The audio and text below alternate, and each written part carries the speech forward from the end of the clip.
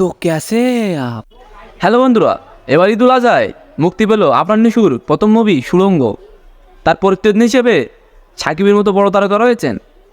এবার প্রকাশ্যে সাকিবকে খোঁটা দিয়ে কী এমন বললেন আফরান নিশো। তো আজকের ভিডিওতে মূলত এটি নিয়েই আলোচনা করা হবে। তো আজকের ভিডিওটি পুরোপুরি দেখুন, তাহলে বিস্তারিত জানতে পারবেন। বলেন ভিডিওটি শুরু করা যাক।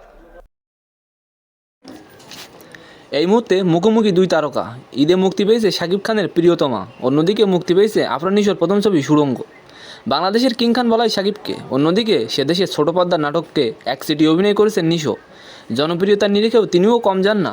যদিও নিশোর প্রথম ছবি প্রতিদ্বন্দ্বী শাকিবের মতো তারকা, তাহলেও কি চাপ অনুভব করছেন নিশো? সাংবাদিকের প্রশ্নের পরে জবাব দিলেন নিশো। তবে নিকন্দরদার দাবি, আকার ইঙ্গিতে নাকি সাকিবকে খোঁচা দিয়েছেন আফরান নিশো। বাংলাদেশের সংবাদ মাধ্যমের প্রতিবেদন অনুযায়ী সিনেমায় জালিয়াতি সংক্রান্ত বৈঠকে হাজির হন অভিনেতা। তাকে জিজ্ঞাসা করা হয় ঈদে শক্ত প্রতিদ্বন্দ্বী থাকায় কোনো রকম চাপ অনুভব করছেন কিনা।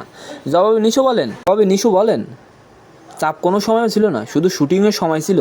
আর কিসের চাপ, বয়স তো হয়ে গেছে 40-এর উপরে, অনেক দিন ধরে তো কাজ করছি। সাধারণত নায়ক নায়িকারা বয়স প্রকাশ্যে বলতে স্বাচ্ছন্দ্য হন না।